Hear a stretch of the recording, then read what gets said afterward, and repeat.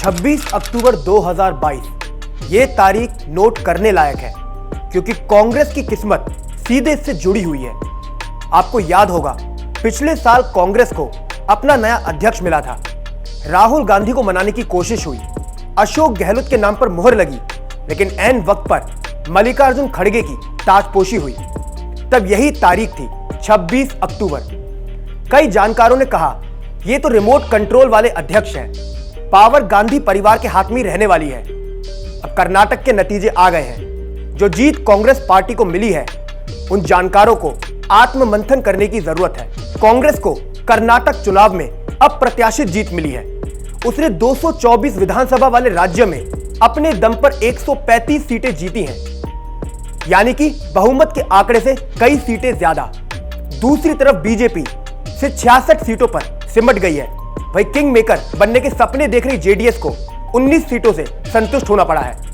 अब पॉलिटिकल पंडित कांग्रेस की जीत के लिए कई फैक्टर को जिम्मेदार मान रहे हैं। सिद्धरमैया से लेकर डीके शिव कुमार तक, राहुल से लेकर प्रियंका तक को नायक बता रहे हैं। लेकिन हम आपको बताते हैं कर्नाटक का असली किंग कौन है। ये कोई और नहीं, 80 साल के मल्लिकार्जुन खड़गे हैं। एक आंकड़े पर नजर डालिए, कर्नाटक में 36 अनुसूचित जाति के लिए रिजर्व सीट्स हैं।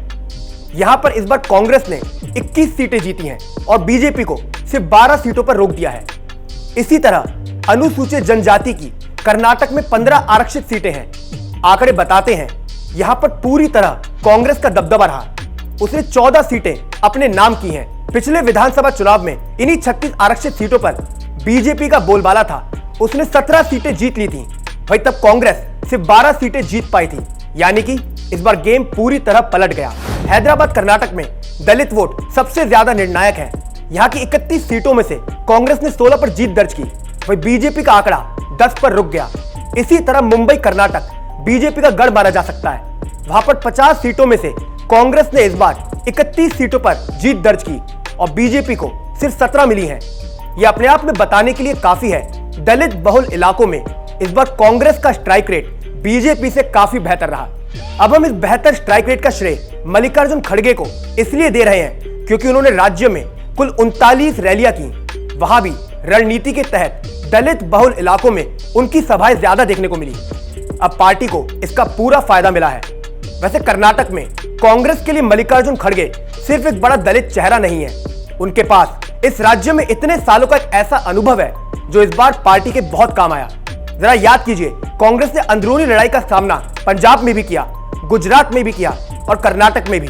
लेकिन यह खड़गे की सियासी सूझबूझ थी कि कर्नाटक में दोनों डीके शिव कुमार और सिद्धरमैया एकदम शांत रहे। दोनों ही तरफ के गुट ने भी अनुशासन दिखाया। इस बदले रुख के लिए मल्लिकार्जुन खड़गे को पूरा क्रेडिट दिया जाना चाहिए। यानी कि मल्लिकार्जुन खड़गे कोई रिमोट कंट्रोल वाले अध्यक्ष नहीं है। जो काम राहुल गांधी अपने अध्यक्ष रहते नहीं कर पाए, जो काम प्रियंका की रैली ने नहीं किया, वो मल्लिकार्जुन खड़गे ने कांग्रेस के लिए कर्नाटक में करके दिखाया है। 135 सीटें जीतकर कई सालों का रिकॉर्ड तोड़ दिया गया है। ये खड़गे और कांग्रेस दोनों के लिए 2024 से पहले का गेम चेंजिंग मोमेंट कहा जा सकता है।